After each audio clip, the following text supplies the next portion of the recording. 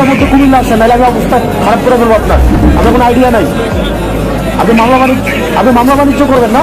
যার ছেলে মারা গেছে আপনার সে মামলা করতে পারবেন না। আর আপনি কোন জায়গার কে না কি বাউ হয়ে গেছে আপনি মামলা করবেন না। মানে মায়ের থেকে মাসিক দরদ বেশি হয়ে গেছে না। আমার নাম হাসনাত আব্দুল্লাহ। শহীদ রিফাতের মামলা আপনি করছেন কেন? মানে শহীদ রিফাতের মামলা আপনি কেন করছেন? সে আপনার আন্দোলনে ছিল। ওর মা বলতেছে আপনি মামলা দিয়ে বাণিজ্য করতেছেন, মানে মায়ের থেকে মাসিক দরদ বেশি হয়ে গেছে না। মানে যার ছেলে সে মামলা করতে পারবে না আর আপনি ইয়া করে ফেলবেন না। আপনি 1 ঘন্টার মধ্যে কুমিল্লা আসেন, নাহলে আমি অবস্থা খারাপ করে ফেলবো আপনার কোনো আইডিয়া নাই।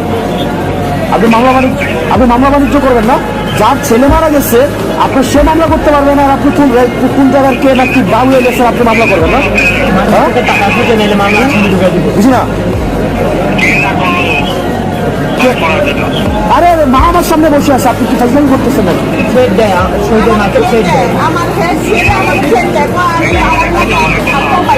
আরে অনেক কথা মানে কি, যার ছেলে মারা গেছে আপনি ফাইজলামি পেয়েছেন নাকি? অনেক কথা।